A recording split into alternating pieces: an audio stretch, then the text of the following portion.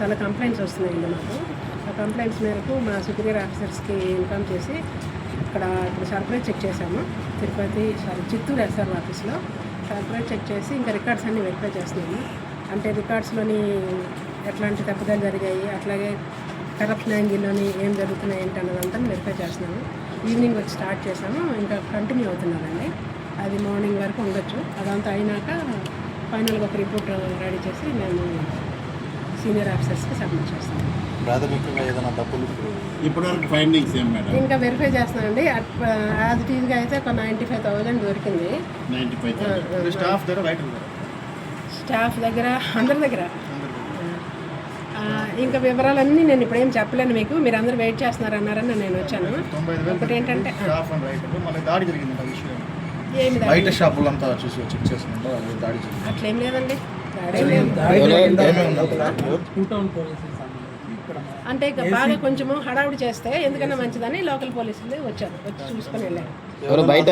నేను ఒక surprise check వచ్చాను కదా, మీకు సర్ప్రైజ్ చెక్ గురించి మాత్రం నేను మాట్లాడుతున్నాను. ప్రశాంతంగా అది చెప్పనియండి. ఇప్పుడు ఇంకొకటి ఏంటంటే మీకు అంటే ప్రజలకి మీ ద్వారా అప్పీల్ చేసేది ఏంటంటే, మాకు హెడ్ ఆఫీస్లో 1064 అని ఒక టోల్ ఫ్రీ నెంబర్ ఉంది. అది మాత్రమే కాకుండా మా ఏసీబీ ఆఫీసర్స్వి మీకు ఫోన్ నెంబర్స్ ఇస్తాము.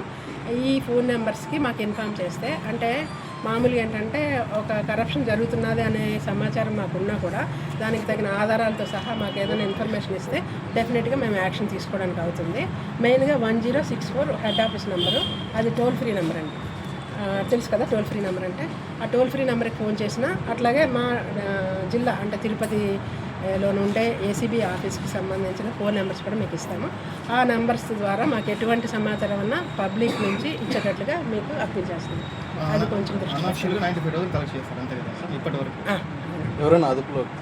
అదుపు అలాంటిది ఉండదండి. సర్ప్రైజ్ చెక్ కదా, అప్పుడు ఏమీ తెలియదు. కేసు అయితే కాదు, ఇది సర్ప్రైజ్ చెక్ అంటారు దీన్ని. అంటే మేము సడన్గా వచ్చి చెక్ చేస్తాము, ఎక్కడ డాక్యుమెంట్స్ ఉన్నాయి ఏంటి సంగతి, అసలు ఎలాంటి డాక్యుమెంట్స్ ఏం చేశారు ఏంటి సంగతి, అలాంటివన్నీ చూస్తాం. మేడం ఇప్పుడు ఈసీ నకలుకి అప్లై చేస్తే ఏం రిసిప్ట్ ఇచ్చే ప్రొసీజర్ ఏం లేదా రిజిస్టర్ ఆఫీసులో? అది ప్రొసీజర్స్ అన్నీ ఫాలో చేస్తారా లేదా అన్నది మేము చూడాలండి. నేనే అప్లై చేశాను. ఎప్పుడు పబ్లిక్ నుంచే కంప్లైంట్ పూర్తిగా ఎంత అని చెప్తే మేము చెప్పగలుగుతాం. చాలా ఉన్నాయి రిజిస్ట్రేషన్లో అక్రమంగా చేస్తున్నారు. లేకపోతే ఏ రిజిస్ట్రేషన్ చేయడం లేదు. ఏదో